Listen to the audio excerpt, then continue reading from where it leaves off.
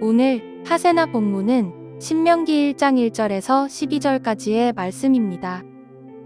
그러므로 당신들은 주 당신들의 하나님을 사랑하며 그의 직임과 법도와 규례와 명령을 항상 지키십시오.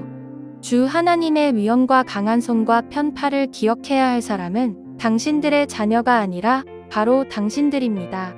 당신들의 자녀들은 주 당신들의 하나님이 하신 일과 내리신 명령을 보지도 못하고 듣지도 못하였습니다. 당신들이 또 기억해야 할 것은 주님께서 이집트의 바로 왕과 그의 온 땅에 기적과 표징을 일으키신 것과 주님께서 당신들 뒤를 쫓아온 이집트의 군대와 군마와 병거를 홍해의 바닷물로 휩쓸어 오늘에 이르기까지 흔적도 없이 멸하신 일과 또 당신들이 이곳에 이르기까지 광야에서 당신들에게 하신 일과 르우벤의 손자여 엘리압의 아들인 다단과 아비람에게 하신 일, 곧 땅이 입을 벌려온 이스라엘 가운데서 그들과 그들의 집안과 장막과 제 발로 걸어다니는 모든 짐승을 함께 삼켜버리게 하신 일입니다. 당신들은 주님께서 하신 이 위대한 모든 일을 당신들 눈으로 보았습니다. 그러니 당신들은 오늘 내가 당신들에게 내리는 모든 명령을 지키십시오. 그러면 당신들은 힘을 얻고 당신들이 건너가 차지하려는 땅에 들어가서 그 땅을 실제로 차지할 것입니다. 또한 주님께서 당신들 조상과 그 자손에게 주시기로 약속하신 땅 곧 젖과 꿀이 흐르는 땅에서 오래 살 것입니다. 당신들이 들어가서 차지할 땅은 당신들이 나온 이집트 땅과는 다릅니다. 이집트에서는 채소밭에 물을 줄 때처럼 씨를 뿌린 뒤에 발로 물을 댔지만 당신들이 건너가서 차지할 땅에는 산과 골짜기가 많아서 하늘에서 내린 빗물로 밭에 물을 댑니다. 주 당신들의 하나님이 몸소 돌보시는 땅이고 주 당신들의 하나님의 눈길이 해마다 정초부터 섣달 금음날까지 늘 보살펴 주시는 땅입니다. 오늘 하세나에서 모세는 계속해서 이스라엘로 하여금 하나님을 사랑하며 하나님의 말씀에 대하여 순종하는 삶을 살라라고 권면합니다.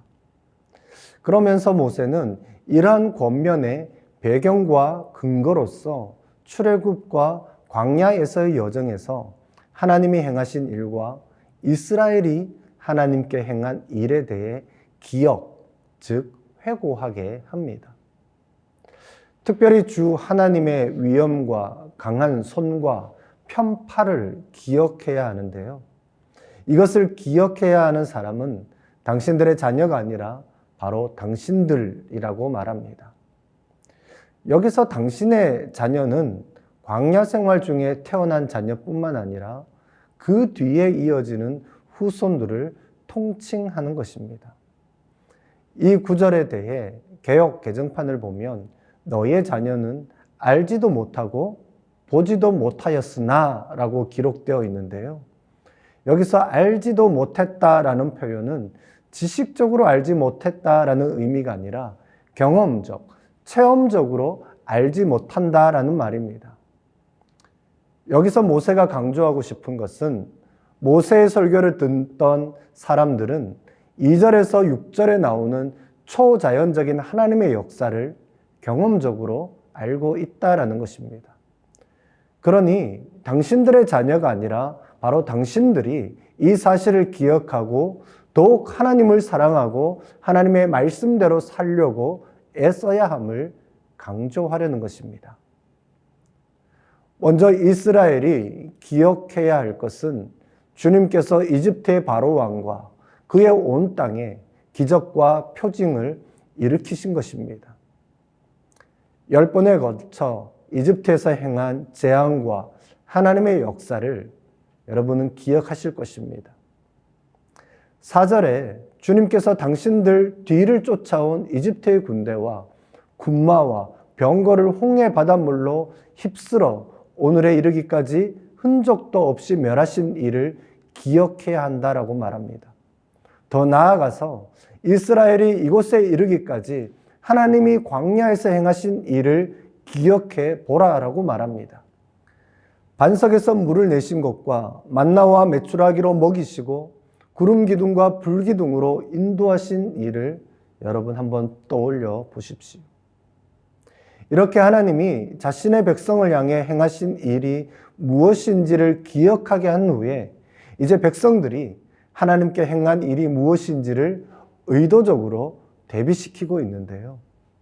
그것은 바로 6절에서 보는 것과 같이 르우벤의 손자요 엘리압의 아들인 다단과 아비람에게 하신 일입니다.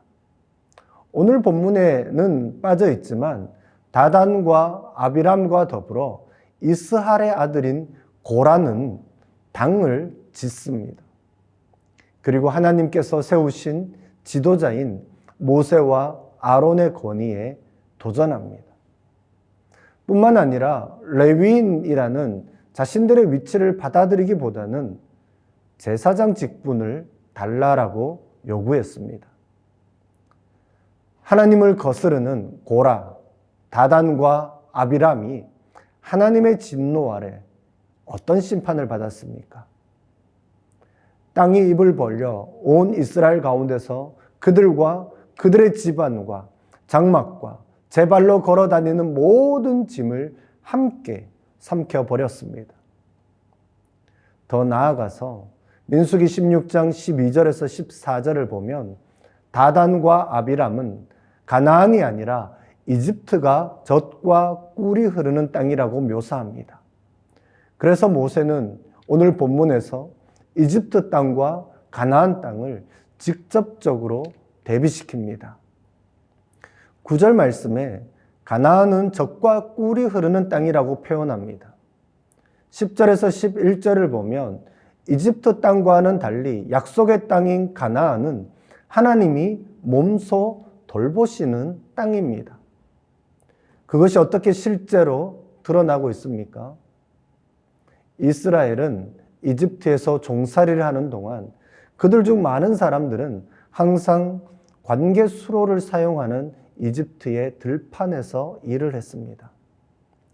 일단 수로에 물이 충분히 차면 수로를 막기 위해 발로 흙을 어느 정도 옮기는 방식이었습니다. 그에 비하여 약속의 땅은 하나님이 내리시는 비로 인하여 비옥하게 될 것입니다. 하나님의 눈길이 해마다 함께합니다. 하나님이 몸소 보살펴 주는 땅입니다. 그렇다면 이제 이스라엘은 어떻게 살아가야 할까요? 앞서 보았듯이 이스라엘은 주님께서 하신 이 위대한 모든 일을 직접 눈으로 보았습니다. 하나님이 어떤 분인지를 경험적으로 압니다.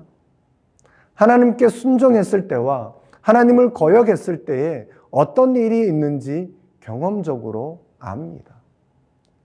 그렇기에 이스라엘은 하나님이 어떤 분이신지, 하나님이 행하신 역사가 어떠한 것인지를 기억해야 합니다.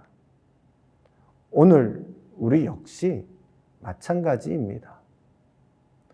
우리도 잠잠히 하나님께서 나의 삶에 행하신 일에 대하여, 내가 경험한 하나님에 대하여, 나의 삶에 가르쳐 주신 하나님의 십과 법에 대하여 회고해 보십시다. 그 기억이 우리로 하여금 약속의 땅에 들어가게 하실 것이며 약속의 땅에서 살아갈 방향을 제공해 줄 것입니다. 오늘의 하시조는 힌두권 지역에서 사역하고 계시는 선교사님들을 위해서 기도하는 것입니다. 선교사님들의 사역을 통해 주님의 사랑이 그곳 가운데 흘러가길 함께 기도해 주세요. 오늘의 하시조 함께 하시죠.